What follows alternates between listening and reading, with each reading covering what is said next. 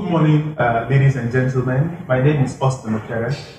I'm the founder and entrepreneur in residence here at the Also Leadership Academy. And this morning we had an explosive share from our champion, Bola Onadele. People call him Coco. Everybody calls him Coco. You're welcome, Bola. Thank you, Austin. Please tell us a bit about yourself. Let us meet you. A bit about myself. Coco, as you've said, is what I'm known as in the Nigerian financial markets and probably beyond Nigeria.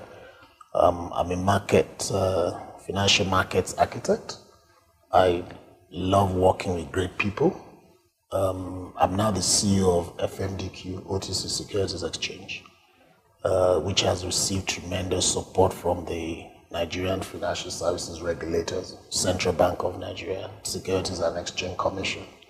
We work in collaboration with PENCOM as well, the National Pension Commission, the Debt Management Office, and very soon we're going to be working with NDIC, the Nigerian Deposit Insurance Corporation. It's been great being in FMDQ because the market, I'm talking of, first we started with the banks, set up at the vision of FMDQ, and they responded very well to FMDQ, now being the market organizer for that sector. But the regulator is still the Securities and Exchange Commission because we're a securities exchange. But what we've done with our market is we now have members beyond banks. We now have the registration members. Those are the companies, issuing houses that sponsor securities that are listed or quoted or noted on the exchange. So some are issuing houses, some are not, but there must be a financial institution to be a registration member. We've also built a market where the brokers are part of the membership. We have brokers despite the fact that it's a dealer's market, dealer on the buy side. We also encourage clients, especially very big corporate clients, to join FMDQ. So when we sit at members meeting, we have the ecosystem present and we can fashion or take decisions that are beneficial to the Nigerian financial markets. I guess that's a little about me. This is amazing. Is it only financial corporate clients that you seek to list on FMDQ, or any corporate can list? In actual fact, we offer this prosperity to governments, the sovereign, the federal government has listed, to states. We have states that have listed, e.g. Lagos State Government. We have Cross River State. We have Benue State, so states can list. And then when it comes to corporates, issuers play in the market by issuing securities. So corporates that require debt capital come on FMDQ. Is that you are listing a bond or you are quoting a commercial paper, the short-term securities, debt securities. Or what we've even done is private companies can also note, is what that is called, debt securities to tap the buy side. But they have to go and comply with the standards and guidelines which are there. Because you find out that the companies that are driving infrastructure development in Nigeria are mostly private companies. Funds are also listed, so I must talk about that. Mutual funds are listed, especially the Nigeria Infrastructure Debt Fund, which is going to be of major significance in this country. Other corporates are long cash, those that have money, then invest in this security. So every company is part of the value chain, doing something. Either you are buying securities as investors or you are listing securities to offer, and that's why we talk about that prosperity for governments, for corporates, and for Nigerians themselves. What is the process that can educate people to be better aware about these things that are there in the advanced markets? You're very correct, Justin.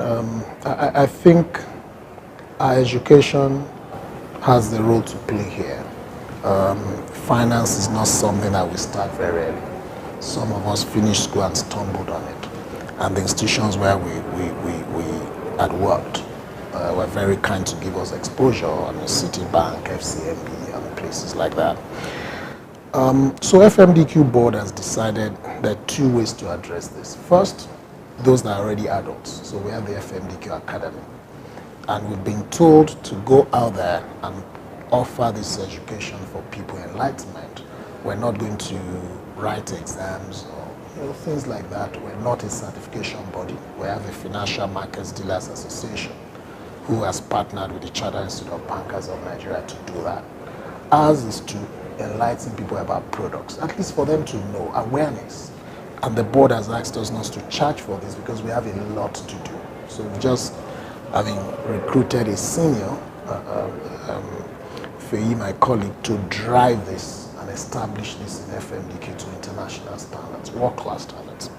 The second part, which is more interesting actually, is the FMDQ Next. That is the financial markets, market empowerment for next generation. So we call it FMDQ Next. And this is where we're taking the primary, the secondary, the tertiary, and fresh graduates, and to start speaking and educating these people on financial markets. So we've had like 3 secondary schools in that secondary block. We've had a summer camp we had this year, and those kids had fun. They met Theresa May, they met Aliko Dangote, they met Godwin Emefiele, they met Femi Otedola in one day. It was wonderful. We started with Meadow Hall. We've had 2 other schools who had a joint program. And the next will be tertiary, which is the university, the undergraduate. So we're looking for partners, and I think we'll likely talk to CFA societies. Some people have done a lot in putting, such structures together, so we can just partner and start that work. And we're going to end next with youth corpers, NYC fresh graduates, to also give them a lot of this education. The board has also ensured we created a facility in FMDQ where people will have this learning and they run through simulation programs, they trade and start learning. And the great work you're doing here, I must speak to it, and it's a sort of partnership as well that I'm going to draw the attention of my colleague Feyi to see how to partner with you, because you bring, post-NYC people, adults together, and we can't play a role in enlightening people. As you said, we can talk about the products, we know them, but if there are no buyers, you really do not have a product, because people have to start understanding this. And the banks are going to play major roles as well, sensitizing their clients as to these products. But we're working hard in terms of the market framework. Nigerian Stock Exchange is also on this program, for us to bring products either there for them on the equity side, whilst we focus on the fixed income and currency side. The central bank has introduced an OTC FX futures, which has brought huge stability to the FX market now. People can plan better. You can buy contracts into 12 months ahead. As long as you're not speculating, the central bank has done that well, and that is great market development on the part of the central bank. So we have a lot of work to do, Austin, in enlightening people about these products, and that is the responsibility we've taken on. The biggest shock in the session was when you mentioned the figure of around 170 trillion. Nobody has heard this figure before. And this was an informal market that you formalized. How difficult could this have been, and is it sustainable? The figure sounds great because we've not had that sort of figure in Nigeria before. But if you look at Nigeria, the size of this economy, the GDP and the potentials, that is still a small figure for this country, I tell you. And we've not actually started the hedging products. And that is the small figure, apart from the OTC FX futures I spoke to, which is not up to 25% of that figure. Putting the formalized market, an informal market, and formalizing it, and now we're driving price formation, transparency, credibility in the markets. I think we have to give credit first to the Financial Markets Dealers Association that promoted this agenda. Credit to the Central Bank of Nigeria that supported it, not only that banks can participate, but also added capital for it. And the greatest to the Securities and Exchange Commission that registered it. In actual fact, FMDQ is one story in Nigeria that all the financial sector regulators or agencies, debt management office, all have supported, and it's a big, trophy for Nigeria to showcase from time to time. And I mean, you then have the, so those are the regulatory visionaries. You have the champions like Ig, Agboje Agimokwede, Akin Daudu, the supporters, the consultants like Wura Abiola, of management transformation work with FDHL there. FMD I already mentioned, and all these people. Shola David Boa was the chair of his financial market subcommittee. And you see that everything they did supporting FMDQ, you look back at the things that the seniors, the Atedo Pitisai, Jimovia, Fola Adeola, Funke Oshibodu did then, as you said, it wasn't super informal, but there was no structure like FMDQ. Now this new generation put FMDQ. And is this sustainable? Yes, because again, governance will make things sustainable. The support Central Bank and the SEC have given to this baby, that support has been tremendous in making sure it's got sound footing. FMDQ recently turned 5. Only 5, November 7. And you see, thank you, and you see the support. I mean, don't forget the Nigerian Stock Exchange, an investor here. So if you look at all the collaboration and the work that's taking place, you see an institution with promise. I can say that with all sense of humility. And the stakeholders in the market, the media has been of great support. We've got 3 partners, Business Day, ProShare, Channels TV, that have done things for us that people think we've put huge budget behind, but they just supported it. So FMDQ is a national baby. And that FMDQ Next program and the academy will be what we're going to use to showcase the national relevance of FMDQ. And we're being challenged to quickly start offering programs that will involve everybody. I mean, of course, we take the non-interest securities very seriously. We've done listing of the sovereign sukuk, and that's an area we're developing FMDQ. But FMDQ's focus now is playing that role as the catalyst to unlock infrastructure in Nigeria. The economy is bigger than that. You can imagine if we get housing right, to give prosperity to Nigerians to own their own homes, they'll pay over time. People that have pay rent can own homes. And we're not looking at mortgages alone. We have to look at that rent to own model where people pay rent over time and own their, it gives them skin in the game in their country. It brings pride back to Nigerians. You see people staying in homes, rented apartments for 10 years, 15 years.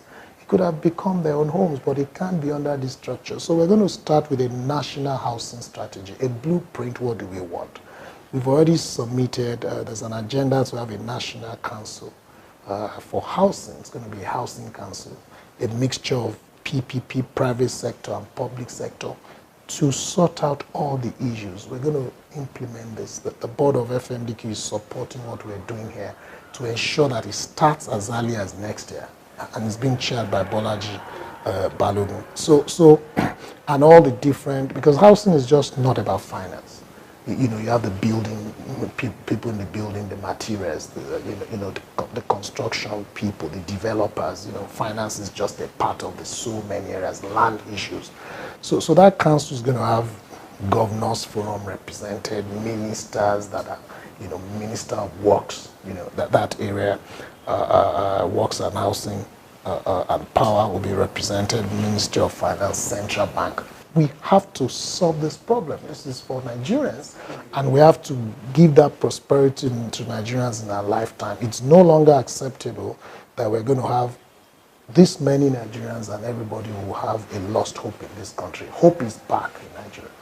Hope is back, and that is part of the thing that inspired us to set up the academy, to mentor business leaders and entrepreneurs, to institutionalize and scale their businesses geometrically, because we believe they do that, they'll create jobs. And then it will enable shared prosperity. And if you marry that shared prosperity with skin in the game by owning their own homes, then maybe people will be checking out to Canada as they just willingly do now. To do what? They have more skin in the game. It's a great opportunity. I must acknowledge what you're doing. I came here this morning, I was humbled, and but I was happy when I checked what I listed as what I could possibly do and give back after I leave my job, I saw that I had academy, financial markets academy there. So I'm impressed. Thank you. And that leads me to the next question. I mean, you are busy. Listen, you are doing all those things, and it's like the skill sets are not that deep. So you have to bring a lot from yourself to replicate yourself many places. And yet you came as a champion on a Friday. I know you're built to be somewhere now. I know because we just made a call. What motivated you to accept to be a champion at the Also Leadership Academy?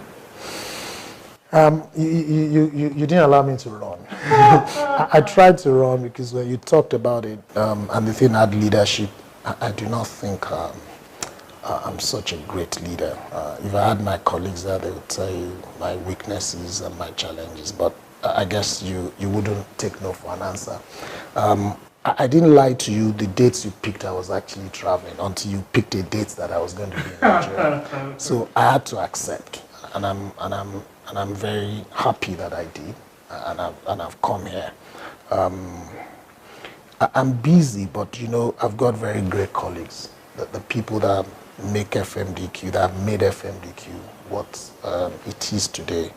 I started with Dipode and Jumoke Olaniyan, then two amazing ladies joined, Kodi Ugoji, Tumishe Koni, Lanre Shomi has come on board now, and my technical assistant, you saw Lola. This is just far pile of the wonderful young ones, Lamide Niyafuye, you know, Shewa Folabi, Teresa Amadi. These young ones just give me hope that this country can do a lot. The next is being driven by Kofo Abiose. There's just so many of them. Uzo Amaka was my first employee. She's still with the firm. They're just wonderful young people. They work hard every day, despite the challenges, to make FMDQ what it is. The families of those people and those that didn't remember know what I'm talking about. The sacrifice that they've been through, offered, toiling day and night to make FMDQ what it is today, and the support of the board. You know, at times there was a day one highly respected director, BC Onosoya, actually got to FMDQ in the morning and closed at 6 p.m. in FMDQ. Then he was the CEO of First Bank. You know, you have Peter Mangba of Zenith. You have Jibrila, who was CEO in EcoBank. You know, and even the chairman from Central Bank. At times, what they give the time devoted to FMDQ. Kennedy Uzoka of UBA, Kaudia Kikube of FBN Quest Matching Bank, Dapaki Soya of AXA Mansard Pension Managers. The list is endless. Patrick Akinwunta of now the CEO of EcoBank in Nigeria. And the audit committee side. I mean, FMDQ has just been blessed by the directors that have been on the board. Of course, Ig was the inaugural chairman. Then we have Dr. Sirelari after Ig, and now we have Dr. Okunana as the chairman. We've had Yinka Sani, we have Demola Shogunle, Shola Degweson Akindaudu, and each time Meka Onwuka, they gave leadership to me in that boardroom. It was about the company, it was about Nigeria, it was about what to do, Nigerians, what to offer. And from day one, IG has been so particular about building an institution like this that's going to be world class, you know. Because if you look at the people, I mean, we've got Daisy Ekine on the board. That was the acting DG of the SEC. You've got deputy governors of Central Bank. You've got bank CEOs. It was just it's a unique institution, which has become a model to other countries, especially in Africa. We've had about 7 countries come to visit us. And that, of course, we found was Aruma Ote, who was at a conference and talked about FMDQ. So this baby is owned by so many people that have attachment and want to see it survive. So yes, management, we're busy, and we're looking to offer great jobs to Nigerians that are ready to be hardworking, that want to achieve, that want to deliver, and that see value in what we're doing beyond just looking for, of course, we know we need jobs in Nigeria. I mean, if the president has anything on top of his desk, it should just be jobs, because the population is growing and the business needs to grow. But beyond just having a job, we want people that will be fulfilled, that will wake up and dream of what they can do and their contributions to the success of FMDQ. If I leave here without mentioning Emmanuel Etadei, who runs our economic development division, so all those housing, stress, sustainable finance, infrastructure, he gives leadership to the likes of Onyida, Yokunle, and all those young people, Marana, young people coming on board. And there was an interesting young man who thought he was going to join business development. Came to FMDQ and I said, what do you know about FMDQ business development? Okay, sit with my technical assistant Lola and understand FMDQ and what it does. When Lola finished with this young man, Mofe Animomoni, he wanted the financial sector development group, which is where we have all the sustainable finance, housing and infrastructure problems of Nigeria to work with markets. Amazing. But you could see that the attraction for him was the solutions to provide, the work to do to add value to Nigeria. And we're interested in people like that. It's not about the money, it's not about the glamour, but it's a lot of work. And we don't hide the fact that we work hard in FMDQ. I guess the founding fathers of FMDQ planted something there. And those, they're extremely hardworking. And even the directors that have come after are extremely hardworking and focused people. It's amazing. The passion is a man speaking from a position of the calling and the passion. You know the names of more than 30 people in your organization. That's very impressive. And I'm sure they are listening and they'll be very happy that their CEO knows and acknowledges what they do. And maybe the last question, what's your experience like with the Also Leadership Academy experience of the class? Is it something you recommend people to come to? Yes. Yes. Before you finish, it's a wonderful program. Lola tried to get me to watch the videos. You send things out and I track them on WhatsApp, and every day I thought I was not qualified to come here because I saw Mrs. Awoshika, I saw Aiboji Agimokwede, I saw the Minister of Trade. Okay, I kept seeing people like that, Mrs. Oyabola, those that are, ahead of me in so many ways, and I just thought, hey, what does Austin want here? And it was interesting that when Lola finished and listened, because I was like, what do I say? She just put a slide together. And it was one slide. I told her I'll come here today and just start with Q&A. She said, no, you can't do that. It starts with question and answers. So I didn't sleep because I was at a loss as to what to do. And then I thought of those inspiring quotes, which we started with. And interestingly, I think the participants who took some interesting messages home from those, but I'm impressed with what I saw. FMDQ, let me say FMDQ will definitely be back, either as Coco coming or the academy, sitting with you and what we can do together. But it's a great platform you've put together. I was envious when I saw the facility. I was impressed. I didn't expect anything less. Envious because I'd missed being in the classroom. Did you used to teach? Yes. Oh. When I was a consultant before FMDQ, and I used to enjoy it. And I thought, oh, Austin is on enjoying this now. I missed that. But I'm returning to it anyway after FMDQ. Amazing. Coco, thank you very much for coming. We want to be sure that we'll trap you on camera to say you come again, because we hope to see you sometime soon. Thank you very much. I look forward to it. Thank you. Thank you.